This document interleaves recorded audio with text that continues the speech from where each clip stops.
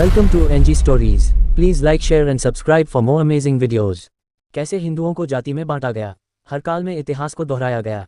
वर्तमान में भारत की राजनीति हिंदुओं को आपस में बांटकर सत्ता का सुख भोगने में कुशल हो चुकी है। ये बांटने वाले लोग कौन हैं? इतिहास में या कथाओं में वही लिखा जाता है जो विजयी लिखवाता है। हम हारी हुई कौम हैं, अपने ही लोगों से हारी हुई कौम। हमें किसी तुर्क, ईरानी, अरबी या अंग्रेजों ने नहीं बल्कि अपने ही लोगों ने बाहरी लोगों के साथ मिलकर हराया है। क्यों? जातिवाद से संबंधित संघर्ष भारत में आए दिन होता ही रहता है, लेकिन भारतीय मुसलमान, हिंदू और अन्य यह नहीं जानते हैं कि यह सब आखिर क्यों हो रहा है। धर्म के लिए, राज्य के लिए या किसी और के लिए? यदि भारतीय मुसलमान और हिंदू अपने देश का पिछले 1000 वर्षों के इतिहास का गहन अध्ययन करें तो शायद पता चलेगा कि हम क्या थे और अब क्या हो गए। आज भारतीयों के बीच इस कदर फूट डाल दी गई है कि अब मुश्किल है ये समझना कि हिंदू या मुसलमान, दलित या ब्राह्मण कोई और नहीं है, उनका अपना ही खून है और वह अपने ही खून के खिलाफ क्यों है। आज मुगलों और अंग्रेजों की सच्चाई बताना गुनाह माना जाता है। वे लोग तो चले गए लेकिन हमारे बीच फर्क डाल दिया। ग्रंथों के साथ छेड़खानी। प्राचीन काल में धर्म से संचालित होता था राज्य। हमारे धर्म ग्रंथ लिखने वाले और समाज को रचने वाले ऋषि मुनि जब विदा हो गए तब राजा और पुरोहितों में सांठगोट से राज्य का शासन चलने लगा। धीरे धीरे अनुयायियों की फौज ने धर्म को बदल दिया। बौद्ध काल ऐसा काल था जबकि हिंदू ग्रंथों के साथ छेड़खानी की जाने लगी। फिर मुगल काल में और बाद में अंग्रेजों ने सत्यानाश कर दिया। अंततः कहना होगा कि साम्यवादी, व्यापारिक और राजनीतिक सोच ने बिगाड़ा धर्म को। इसकी क्या गारंटी है कि हमारे पास आज जो पुराण है उसे तोड़ा मरोड़ा नहीं गया। हमारे पास आज जो स्मृति ग्रंथ है उसमें जानबूझकर गलत बातें नहीं जोड़ी गई। हाँ, वेदों को नहीं बदला जा सका क्योंकि वेद विशेष प्रकार के छंदों पर आधारित थे और वे कंठस्थ थे। फिर भी हमारे हाथ में नहीं था इतिहास लिखना, हमारे हाथ में नहीं था हमारे ग्रंथों को संजोकर रखना। बस जो कंठस्थ था उसे ही हमने जिंदा बनाए रखा। हमारे पुस्तकालय जला दिए गए, हमारे विश्वविद्यालय खाक में मिला दिए गए और हमारे मंदिर तोड़ दिए गए।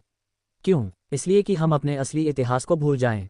हमारे से मतलब सिर्फ हिंदू नहीं, संपूर्ण भारतीय समाज। एक, राजा और पुरोहितों की चाल। यह ऐसा काल था जबकि तथाकथित पुरोहित वर्ग ने पुरोहितों के फायदे के लिए स्मृति और पुराणों में हेरफेर किया।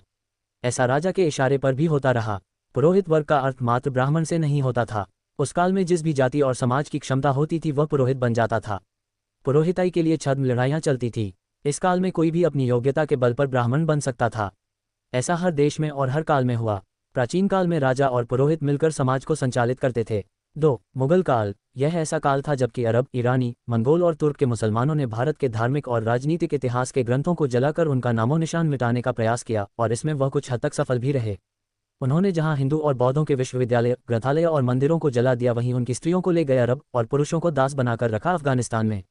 आक्रमणकारी अरब, तुर्क और ईरानियों ने ऐसा इसलिए किया ताकि भारतीय इतिहास भूल जाएं और फिर हम जो बताएं उसे ही वे सच मानें।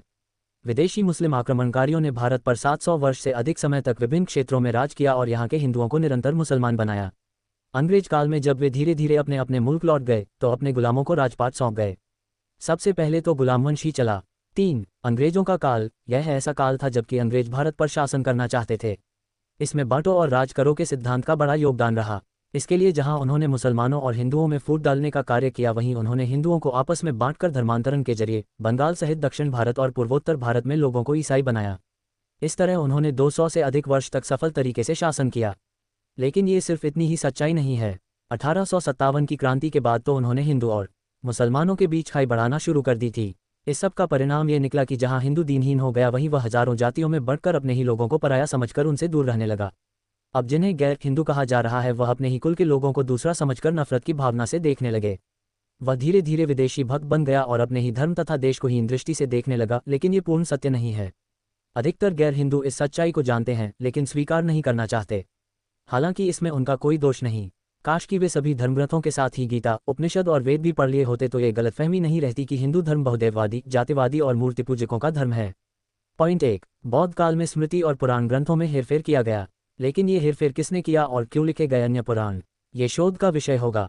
इस हेरफेर के चलते ही शास्त्र में उल्लेखित क्षुद्र शब्द के अर्थ को समझे बगैर ही आधुनिक काल में निचले तबके के लोगों को यह समझाया गया कि शस्त्रों में उल्लेखित क्षुद्र शब्द आप ही के लिए इस्तेमाल किया गया है, जबकि वेद कहते हैं कि जन्म से सभी क्षुद्र होते हैं और वह अपनी मेहनत तथा ज्ञान के बल पर श्रेष्ठ अर्थात आर्य बन जाते हैं। क्षुद्र एक ऐसा शब्द था जिसने देश को तोड़ दिया। दरअसल ये किसी दलित के लिए इस्तेमाल नहीं किया गया था, लेकिन इस शब्द के अर्थ का अनर्थ किया गया और इस अनर्थ को हमारे आधुनिक साहित्यकारों और राजनीतिज्ञों ने बखूबी अपने भाषण और लेखों में भुनाया। इस दलित शब्द का आविष्कार और प्रचार प्रसार कुछ वर्षों पूर्व ही हमारे वामपंथी भाइयों ने किया और इससे पहले मुगल और अंग्रेजों के काल में शूद्र शब्द को खूब प्रचारित किया गया। जाति के उत्थान और पतन का इतिहास पढ़ने पर पता चलता है कि हिंदुओं की आधी से ज़्यादा जातियां मुगल और अंग्रेज काल में पैदा हुई है। पॉइंट 2, मध्यकाल में जबकि इस्लाम और ईसाई धर्म को भारत में अपनी जड़ें जमानी थी तो उन्होंने इस जातिवादी धारणा का हथियार के रूप में इस्तेमाल किया और इसे और हवा देकर समाज के निचले तबके के लोगों को यह समझाया गया कि आपके ही लोग आपसे छुआछूत करते हैं। मध्यकाल में हिंदू धर्म में फूट डालने का कार्य कर बुराइयों का विस्तार दिया गया।